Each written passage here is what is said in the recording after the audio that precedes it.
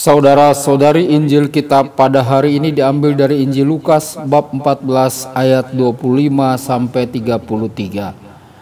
Pada suatu ketika orang berduyun-duyun mengikuti Yesus dalam perjalanannya. Sambil berpaling, Yesus berkata kepada mereka, "Jika seorang datang kepadaku dan ia tidak membenci bapaknya, ibunya, istrinya, anak-anaknya, saudara-saudarinya, bahkan nyawanya sendiri, ia tidak dapat menjadi muridku. Barang siapa tidak memanggul salibnya dan mengikuti aku, ia tidak dapat menjadi muridku. Sebab siapakah di antaramu yang mau membangun sebuah menara, tidak duduk membuat anggaran belanja dahulu? Apakah uangnya cukup untuk menyelesaikan pekerjaan itu? Jangan-jangan sesudah meletakkan dasar, ia tidak dapat menyelesaikannya." Lalu semua orang yang melihat itu akan mengejek dengan berkata, "Orang itu mulai membangun, tetapi tidak dapat menyelesaikan." Atau raja manakah yang hendak berperang melawan raja lain, tidak duduk mempertimbangkan dulu apakah dengan 10.000 orang ia dapat melawan musuh yang datang menyerang dengan 20.000 orang? Jika tidak dapat, ia akan mengirim utusan selama musuh masih jauh untuk menanyakan syarat-syarat perdamaian. Demikianlah setiap orang di antaramu yang tidak melepaskan diri dari segala miliknya tidak dapat menjadi muridku." Demikianlah sabda Tuhan. Terpujilah Kristus.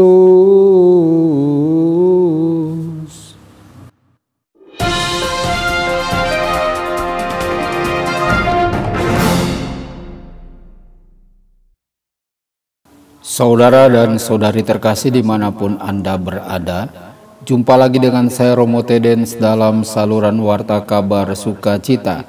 Semoga Anda semua dimanapun berada senantiasa dalam keadaan sehat dan bahagia. Sebelumnya dalam Injil Lukas, Yesus memanggil murid-muridnya yang pertama di Danau Galilea. Setelah mereka mendapatkan tangkapan ikan secara ajaib, mereka menghala perahu-perahu mereka ke darat. Mereka meninggalkan segala sesuatu lalu mengikuti Yesus. Dalam perikop kali ini, Yesus memanggil orang banyak yang berkumpul di tengah kerumunan orang untuk menjadi muridnya, mengundang mereka untuk meninggalkan semua harta benda mereka. Yesus ingin kita mengikutinya dengan segenap hati. Ini adalah bagian dari hukum yang terutama. Kasihilah Tuhan Allahmu dengan segenap hatimu, dan dengan segenap jiwamu, dan dengan segenap kekuatanmu, dan dengan segenap akal budimu. Dan kasihilah sesamamu manusia seperti dirimu sendiri. Saudara-saudari, ketika harta benda duniawi mengambil tempat di dalam hati kita yang seharusnya menjadi milik Tuhan, dia tidak dapat sepenuhnya tinggal di sana. Melepaskan diri dari hal-hal duniawi adalah sebuah proses yang ingin Tuhan bimbing kita. Apakah kita memperkenankan Dia bekerja dengan cara ini di dalam hati kita? Saudara-saudari, bacalah kata-kata penting ini sekali lagi. Barang siapa tidak memikul salibnya dan mengikut aku, ia tidak dapat menjadi muridku. Ketika kita mempraktekkan penyangkalan diri, kita menyangkal diri kita sendiri terhadap hal-hal duniawi dan berpaling dari hal-hal yang dapat memenuhi ego kita dengan kesombongan. Kita meniru Kristus dengan mengosongkan diri kita demi mengasihi Dia dan sesama kita. Kita tidak perlu memikul salib kita sendirian, karena Kristus sendiri telah memikulnya bersama kita. Kita mulai melihat diri kita sebagai anak-anak Allah dan murid-murid yang dikasihinya.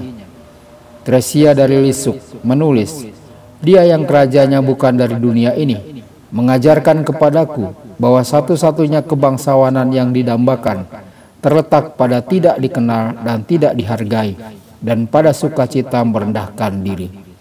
Semoga kita berjuang seperti Santa Teresia, untuk menjadi tersembunyi dan kecil dan melepaskan kemuliaan kita sendiri untuk berbagi dalam kemuliaan Kristus yang sejati. Saudara-saudari, pelepasan dan penyangkalan diri hanya mungkin terjadi jika kita percaya kepada Tuhan dan memperkenankan Dia menguatkan kita. Kita harus melekat erat pada Kristus untuk memiliki ketabahan dan kesederhanaan untuk hidup sebagai murid-muridnya. Yesus mengajar para murid, "Tinggallah di dalam aku seperti aku tinggal di dalam kamu." Sama seperti ranting tidak dapat berbuah dari dirinya sendiri jika ia tidak tinggal pada pokok anggur, demikian juga kamu tidak dapat berbuah jikalau kamu tidak tinggal di dalam aku. Akulah pokok anggur dan kamulah ranting-rantingnya. Barang siapa tinggal di dalam aku dan aku di dalam dia, ia berbuah banyak, sebab di luar aku kamu tidak dapat berbuat apa-apa. Saudara-saudari, ketika kita melekat pada Kristus, pokok anggur yang benar, kita tetap berada dalam kasih-Nya dan memiliki segala sesuatu yang kita butuhkan. Kita belajar untuk semakin tidak membutuhkan hal-hal duniawi. Kita belajar untuk mengandalkan Dia dalam segala hal yang kita butuhkan. Ketika kita melekat pada Yesus, kita memiliki kerendahan hati yang sejati dan dapat menyangkal diri dan memikul salib kita melalui kekuatannya. Tuhan Yesus memberkati dan menyertai Anda semua. Sabda Allah adalah kebenaran.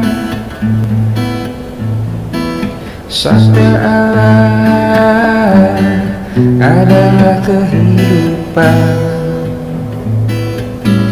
Mari kita mencintainya, mari kita menghayatinya. Ya Tuhan yang ku muliakan, sabdamu angkat resahku.